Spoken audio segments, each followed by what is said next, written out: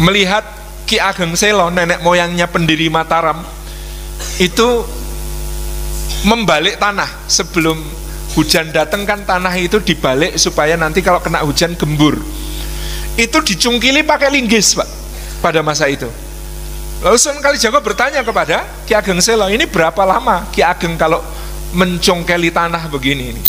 Itu 1 minggu baru dapat 1 godaan, 1 luasan tanah yang memungkinkan untuk sawah itu seminggu, jugiline seminggu, gitu ya.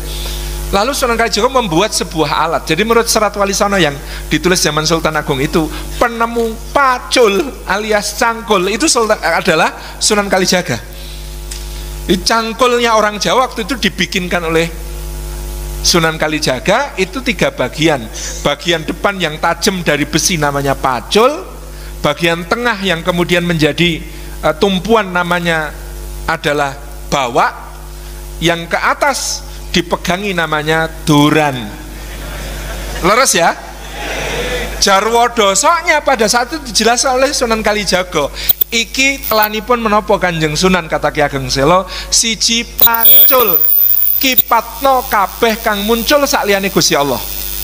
Jadi semua selain Allah itu harus dikipatke, bersihkan dari dalam dada. Bawa yang kedua, bae ngawak ngibadah ngamal soleh. Yang ketiga, duran dedungo marang pangeran, itu berdoa kepada Allah. Itu senjatanya orang mukmin Jawa. Kemudian dibuatlah yang lebih canggih lagi yang berikutnya, namanya wuluku. Jauh sebelum Sunan Kalijaga lahir, itu telah mampu membuat candi. Bahkan tahun 700-an telah mampu membuat candi, yaitu Candi Prambanan, Candi Borobudur.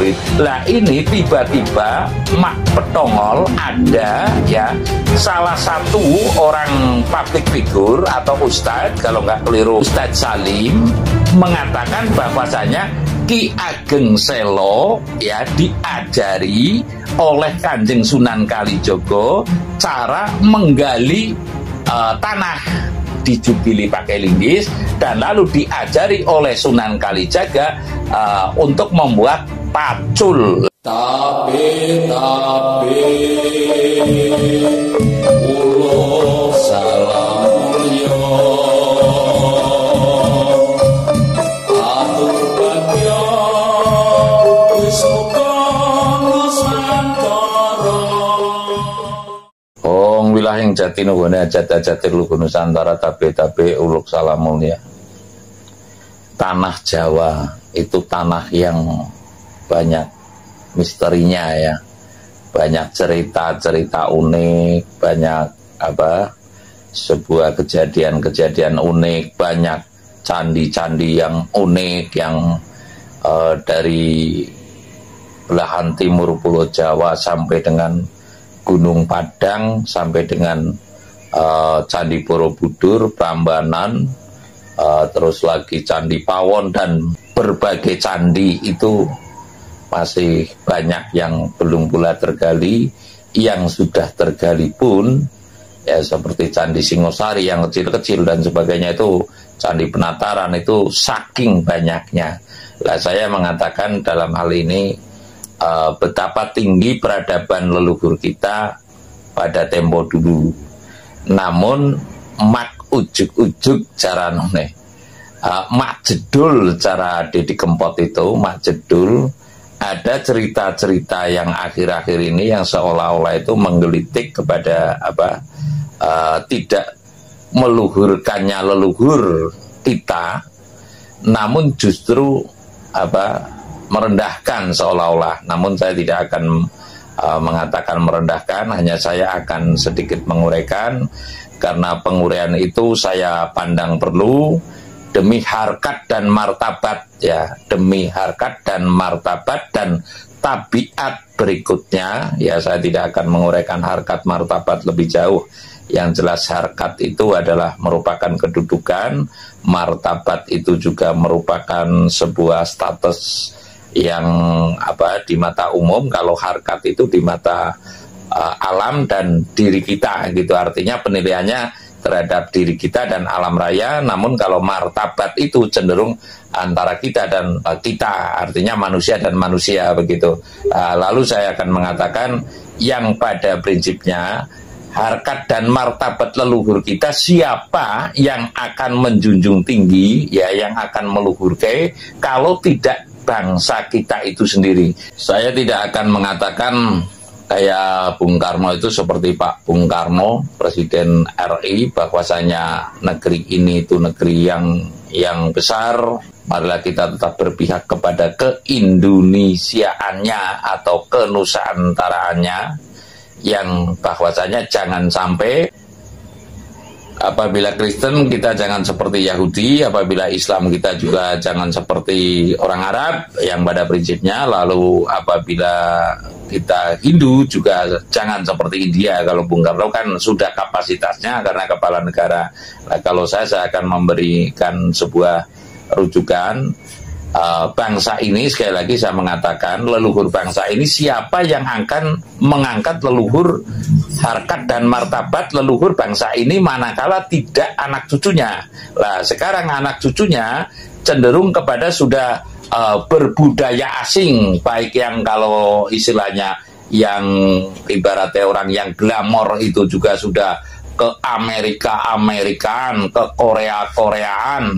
Lalu kalau yang agama ini ya juga sudah ke Arab-Araban. Nah, saya sedikit kayak Bung Karno saja, ke Arab-Araban, ke India-Indian. Kalau ibaratnya kalau yang Kristen itu ya Yahudi lah, taruhlah India, Yahudi, Saudi Arabia. Ini sudah menjadi seolah-olah menjadi pancer. Kalau kiblat berlebihan, tapi kalau pancer bagi para yang era milenial lah. Ini perlu kita cross check. Saya mendengar dan saya memperhatikan ada sebuah uraian dari salah satu ustadz yang menguraikan babat tanah Jawa, lalu menceritakan bahwasanya Ki Ageng Selo diajari oleh Kanjeng Sunan Kalijogo untuk membuat pacul. Nah, di depan saya telah mengatakan bahwasanya leluhur kita ini jauh sebelum Sunan Kalijaga lahir. Sekali lagi saya mengatakan, jauh sebelum Sunan Kalijaga lahir itu telah mampu membuat candi. Bahkan tahun 700-an telah mampu membuat candi, yaitu Candi Prambanan, Candi Borobudur. Itu kurang lebihnya antara tahun itulah. Lah ini tiba-tiba Mak Petongol ada ya salah satu orang public figure atau ustadz, kalau nggak keliru Ustadz Salim, mengatakan bahwasanya Ki Ageng Selo ya diajari oleh Kanjeng Sunan Kalijogo cara menggali tanah di musim kemarau itu kan ngelungka, kalau istilahnya dijugili pakai linggis, dan lalu diajari oleh Sunan Kalijaga untuk membuat pacul. Lah ini saya bukan mengajak sebuah opini yang untuk membenci, itu tidak ya. Namun saya akan menguraikan bahwasanya pantaskah leluhur kita yang telah mampu membuat Candi Borobudur ya, mampu membuat tatanan dunia seperti kerajaan besar seperti Majapahit, menguasai 2/3 perekonomian dunia menurut catatan satu sisi ya, yang konon ceritanya ada di Cina gitu, bahwasanya Majapahit itu telah mampu menguasai ekonomi 2/3 dunia karena rempah-rempahnya. Lah ini mentongol katanya Ki Ageng Selo sang penangkap petir diajari membuat cangkul oleh Kanjeng Sunan Kalijaga. Nah ini kita perlu bernalar lebih jauh bahwasanya apakah yang demikian ini kita harus mempercayai begitu saja?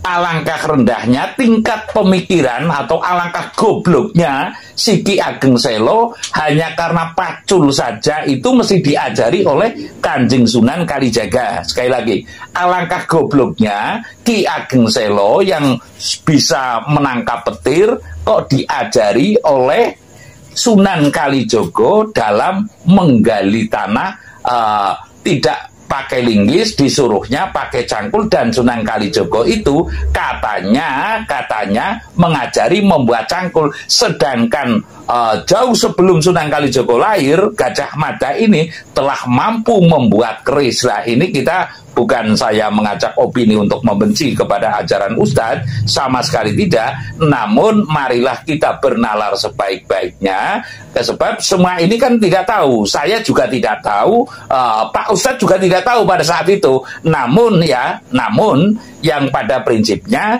kita mesti bernalar, janganlah kita mempercayai begitu saja, seolah-olah leluhur kita itu teramat goblok ya. Ki Ageng Selo itu teramat goblok, katanya Ustadz itu bahwasanya apabila musim kemarau itu menggali tanah itu dengan linggis, dengan dijongkeli. Lah kalau dijongkeli sampai sekarang pun ada, karena ingin membalik tanah dengan ukuran yang lebih dalam. Kalau lungka itu kan dalam, tapi kalau cangkul nggak bisa dalam. Lah ini dimungkinkan menurut saya adalah cerita.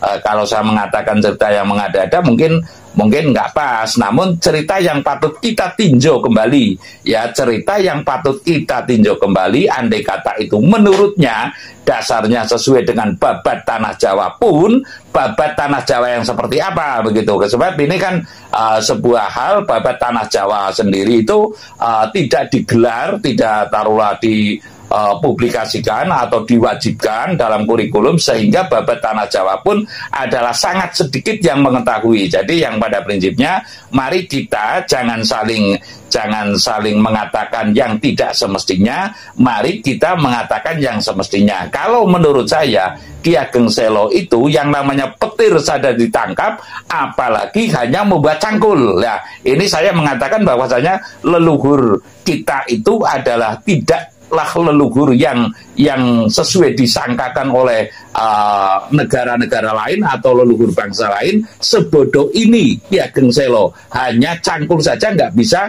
membuat. Nah, kalau secara filosofi mungkin itu dikaitkan ya, sekali lagi secara filosofis itu dikaitkan bahwasanya cangkul itu ada cangkulnya, ada bawaknya, ada dorannya, katanya suruh nggak adoh dengan pangeran dan sebagainya. Itu kan merupakan ibaratnya jarwo dosok atau keroto boso, yang merupakan seperti tangan itu gonata pangan dan sebagainya, itu wajar. Namun karena ini cangkul itu ada jarwo dosok yang demikian, dan lalu dikaitkan dengan Ki Ageng Selo diajari oleh Sunan Kalijaga, menurut saya bukan berarti saya membantah, tapi saya patut menyanggah apakah sedemikian itu rendahnya pemikiran Ki Ageng Selo. Lah sekali lagi saya mengatakan pada prinsipnya yang demikian seyogianya, saya mengatakan seyogianya tidak diceritakan di depan umum, yang menampakkan seolah-olah kita itu bangsa yang sangat kerdil cara pemikirannya, atau